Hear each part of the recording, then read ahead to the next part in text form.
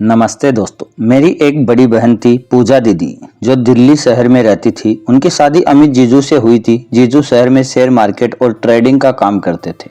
मैं ज़्यादा समझती तो नहीं थी, लेकिन इतना ज़रूर जानती थी कि वह काफ़ी मेहनती इंसान हैं और अपने काम को लेकर बहुत सीरियस रहते हैं। मैं उनसे फ़ोन पर अक्सर बात किया करती थी। शुरू में हमारी बातें बस साधारण हाल चाल तक ही सीमित थी, लेकिन धीरे धीरे वो मुझसे शहर की बातें बताने लगे।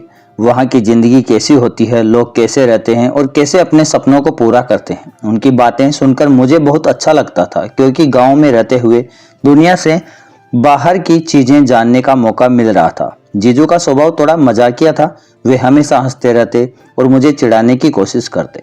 कई बार वे मुझसे छेड़ते हुए कहते कि अरे निशा, तुम तो बहुत सीधी हो, शहर आ जाओगी तो लोग तुम्हें बेवकूफ़ बना देंगे। और मैं भी मुस्कुराकर जवाब देती, आप हो ना मुझे बचाने के लिए। इस तरह की हल्की फुल्की बातों से हमारे बीच एक अपनापन बनने लगा था, लेकिन मैं हमेशा एक दूरी बनाए रखती थी, क्योंकि मुझे अपने रिश्ते की मर्यादा का पूरा ध्यान था। एक दिन जीजू ने मजाक में कहा कि तुम कभी वीडियो कॉल पर क्यों नहीं आती हो, क्या इतना भी भरोसा नहीं है।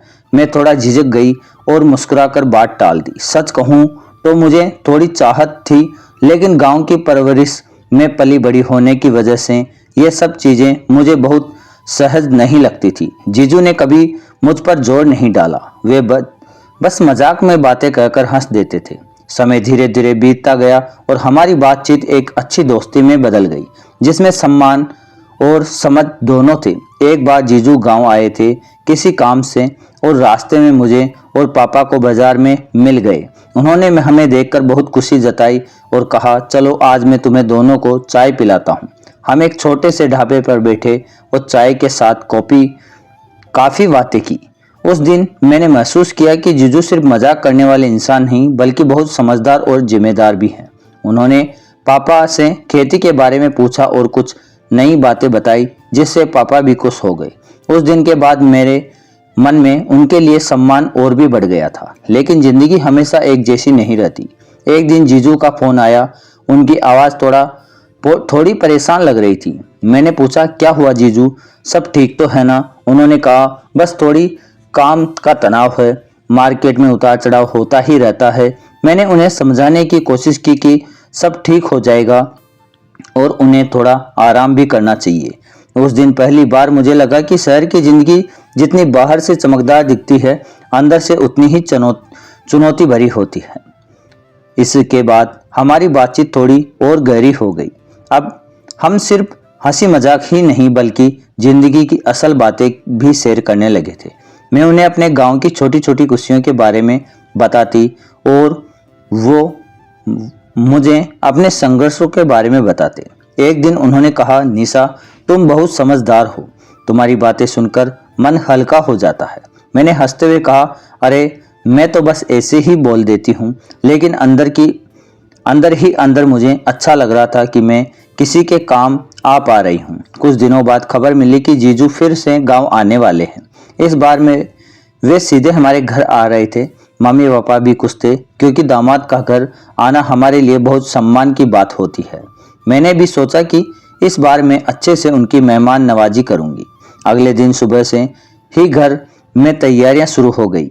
मैं रसोई में मम्मी का हाथ बटा रही थी, तभी दोपहर के करीब जीजू आ गए। उन्होंने आते ही मम्मी पापा के पैर छुए और हालचाल पूछा। उनके चेहरे पर हमेशा की तरह मुस्कान थी, लेकिन इस बार उनकी आंखों में थोड़ी थकान भी दिख रही थी। शायद काम का असर था। मैं उन्हें पानी दिया और पूछा, सफ़र कैसा रहा? उन्होंने मुस्कुराकर कहा, जब अपने लोगों के पास आ जाता हूँ तो सारी थकान दूर हो जाती है। उनकी बात सुनकर मुझे अच्छा लगा। घर में सब लोग उनसे बातें करने लगे और माहौल काफ़ी खुशनुमा हो गया। थोड़ी देर बाद मम्मी पापा खेत की तरफ चले गए, क्योंकि वहाँ काम जरूरी था। मैं घर पर ही रुक गई ताकि जीजू को किसी चीज़ की ज़रूरत हो तो मैं देख सकूं। मैं रसोई में खाना बनाने लगी, तभी जीजू भी वहां आ गए और बोले, कुछ मदद कर दूं? मैंने कहा, नहीं, आप आराम कीजिए, आप सफ़र करके आए हैं। फिर हम दोनों हल्की फुल्की बातें करने लगे। उन्होंने शहर के कुछ नए किस्से सुनाए और मैं गांव की बातें बताने लगी। खाना तैयार होने के बाद हमने साथ बैठकर खाना खाया। उन्होंने मम्मी के हाथ के खाने की बहुत तारीफ की और कहा कि गांव का खाना शहर में कहीं नहीं मिल पाता। खाना खाने के बाद वे गेस्ट रूम में आराम करने चले गए और मैं अपने काम में लग गई। लेकिन मन में एक अजीब सा सुकून था कि घर में रौनक आ गई। शाम तक मम्मी पापा भी वापस आ गए और सबने मिलकर चाय पी। उस दिन पूरा घर जैसे खुशियों से भर गया था। मुझे एहसास हो रहा था कि रिश्तों की असली खूबसूरती इसके उनके सम्मान और समझ में होती है, ना किसी और चीज में। रात को जब सब सोने की तैयारी कर रहे थे तब मैं आंगन में बैठकर आसमान देख रही थी। ठंडी हवा चल रही थी और मन बहुत शांत था। तभी जीजू भी वहां आ गए और बोले, क्या सोच रही हो? मैंने मुस्कुराकर कहा, ऐसे ही जिंदगी के बारे में। उन्होंने धीरे से कहा, जिंदगी बहुत आसान नहीं होती, लेकिन अगर अपने लोग साथ हो तो हर मुश्किल आसान होने लगती है। उनकी ये बात मेरे दिल को छू गई। अगली सुबह गांव की ठंडी हवा और पक्षियों की चहचहाहट के साथ मेरी नींद खुली। सूरज की हल्की किरणें आंगन में फैल चुकी थी और मम्मी पहले से ही उठकर अपने काम में लगी हुई थी। मैं भी जल्दी से उठकर रसोई में पहुंच गई और चाय बनाने लगी। तभी जीजू भी बाहर आ गए। उन्होंने हल्की मुस्कान के साथ कहा, लगता है गांव की सुबह आज भी उतनी ही खूबसूरत है जितनी पहले थी। मैंने जवाब दिया, देखो शुरू तो है ही, लेकिन इसके साथ काम भी उतना ही होता है।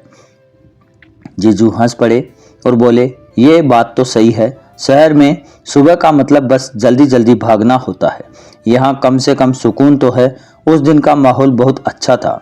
घर में हंसी मजाक चल रहा था और समय पता ही नहीं चला। दोपहर में मैंने और मम्मी ने मिलकर खाना बनाया और सबने साथ बैठकर खाना खाया। जीजू बार बार खाने की तारीफ कर रहे थे और मम्मी खुश होकर उन्हें और परोसती जा रही थी। शाम के समय हम सब लोग गांव के मंदिर गए। वहाँ का माहौल बहुत शांत और सुकून देने वाला था। मैंने भगवान के सामने हाथ जोड़कर बस यही प्रार्थना की कि हमारे परिवार में हमेशा खुशी बनी रहे। अगले दिन सुबह जीजू को वापस दिल्ली जाना पड़ा था। मम्मी ने उनके लिए रास्ते का खाना तैयार किया और पापा ने उन्हें कुछ जरूरी बातें समझाई। मैं चुपचाप खड़ी सब देख रही थी। मन में एक अजीब सा खालीपन की भावना थी।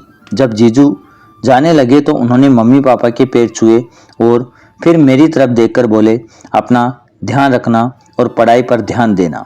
मैंने हल्की मुस्कान के साथ कहा, आप भी अपना ध्यान रखिए और काम का ज़्यादा तनाव मत लीजिए। वह सिर हिलाकर गाड़ी में बैठ गए और धीरे धीरे हमारी नज़रों से ओझल हो गए। कुछ दिनों तक सब कुछ सामान्य चलता रहा। फिर एक दिन उन्होंने बताया कि पूजा दीदी की तबीयत थोड़ी खराब है। यह सुनकर मुझे चिंता हुई और मैंने तुरंत दीदी से बात की। उन्होंने कहा कि बस हल्की सी चोट लगी है और अब ठीक है, लेकिन उनकी आवाज़ में थकान साफ महसूस हो रही थी। मैंने उन्हें आराम करने को कहा और जल्दी ही मिलने का वादा किया। उसी रात मैं काफ़ी देर तक सो नहीं पाई थी। मन में बार बार वही विचार आ रहा था कि दीदी को मेरी ज़रूरत है। अगले दिन सुबह मैंने मम्मी पापा से बात की और दिल्ली जाने की इच्छा जताई। पहले तो उन्होंने मना किया, लेकिन जब मैंने अपनी बात समझाई तो वो मान गए। कुछ ही घंटों में मैं सफ़र के लिए तैयार थी। जब मैं दिल्ली पहुंची तो जीजू मुझे लेने आए हुए थे। उन्होंने मुझे देखकर मुस्कुराते हुए कहा, चलो आखिर तुम आ ही गई। घर पहुंचते ही दीदी ने मुझे गले लगा लिया। उनकी आंखों में खुशी थी। मैंने तुरंत उनके पास बैठकर हाल चाल पूछा और उन्हें आराम करने के लिए कहा। मैंने धीरे धीरे घर का काम संभालना शुरू कर दिया ताकि दीदी को आराम मिल सके। जीजू भी अब थोड़ा निश्चित लग रहे थे, क्योंकि उन्हें पता था कि मैं सब संभाल लूँगी। शाम को जब हम तीनों एक साथ बैठे तो काफ़ी देर तक बातें होती रही। हमने पुराने दिनों की याद किया और हंसी मजाक भी किया, लेकिन इस बार हमारी बातचीत एक परिपक्वता थी।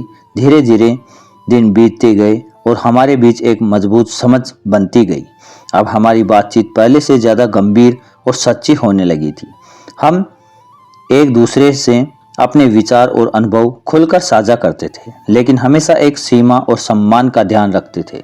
कुछ दिनों बाद दीदी बिल्कुल ठीक हो गई और उन्होंने घर के काम फिर से संभालना शुरू कर दिया। लेकिन अब मैं भी उनके साथ बराबरी से हाथ बटाती थी। हम दोनों मिलकर रसोई में काम करते और ढेर सारी बातें करते। जीजू भी बीच बीच में हमारे साथ बैठते और माहौल को हल्का कर देते। एक शाम मैं बालकनी में खड़ी शहर की भीड़ भाड़ देख रही थी। तभी जीजू मेरे पास आकर खड़े हुए और बोले, क्या सोच रही हो? मैंने कहा, बस यही कि जिंदगी हमें हर दिन कुछ नया सिखाती है, कभी खुशी तो कभी जिम्मेदारी। उन्होंने सिर हिलाकर कहा, बिल्कुल सही। कुछ दिनों बाद मैंने दीदी और जीजू से कहा कि अब मुझे अपने गांव वापस लौटना चाहिए, क्योंकि मेरी अपनी जिम्मेदारियां भी वहां मेरे इंतजार कर रही है। पहले तो दोनों थोड़ा चुप हो गए, फिर दीदी मुस्कुराते हुए बोली, निशा सही कह रही हो, हर किसी को अपने कर्तव्य की ओर लौटना ही पड़ता है, लेकिन यह घर हमेशा तुम्हारा रहेगा। जीजू ने भी हामी भरी और कहा, जब भी जरूरत हो या मन करे बिना सोचे समझे यहाँ आ जाना। गांव पहुँचते ही मम्मी पापा मुझे देखकर बहुत खुश हो गए। मैंने उन्हें दीदी की तबीयत के बारे में बताया और कहा कि अब सब ठीक है। घर में फिर से वही पुराना माहौल लौट आया, लेकिन अब मेरे अंदर बहुत कुछ बदल चुका था। मैं पहले से ज़्यादा समझदार और जिम्मेदार हो गई थी। समय के साथ साथ मैंने अपनी पढ़ाई पर भी ध्यान देना शुरू कर दिया और अपने भविष्य के बारे में सोचना शुरू किया। जीजू और दीदी भी मुझे हमेशा आगे बढ़ने के लिए प्रेरित करते थे। कुछ महीनों बाद मुझे एक अच्छे कॉलेज में दाखिला मिल गया। यह खबर सुनकर दीदी और जीजू दोनों बहुत खुश हुए। अब जब भी मैं पीछे मुड़कर देखती हूँ तो समझ आता है कि उस पूरे समय ने मुझे कितना कुछ सिखाया है। रिश्तों की अहमियत, जिम्मेदारी की पहचान और सबसे जरूरी खुद को सही दिशा में आगे बढ़ाने का एहसास। मैंने ये सीखा है कि हर रिश्ता अपनी एक मर्यादा और सम्मान मांगता है, और अगर हम उसे समझ लें तो जिंदगी बहुत आसान हो जाती है। अब मेरे और जीजू के बीच वही मजाकिया बातें होती थी, लेकिन उसमें एक सीमा और समझ साफ दिखाई देती थी। दीदी पहले से ज़्यादा खुश और निश्चित रहती हैं, क्योंकि उन्हें पता है कि उनके अपने एक दूसरे का सम्मान करते हैं, और यही किसी भी परिवार की सबसे बड़ी ताकत होती है।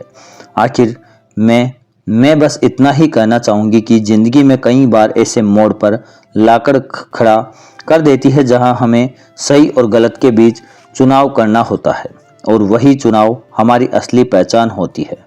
अगर हम अपने रिश्तों की गरिमा और अपने मूल्यों को समझकर आगे बढ़ते हैं तो हर मुश्किल आसान हो जाती है और हर रिश्ता और भी मजबूत बनता है। यही मेरी इस कहानी की सीख है कि सच्चा अपनापन हमेशा सम्मान और विश्वास के साथ ही खूबसूरत लगता है।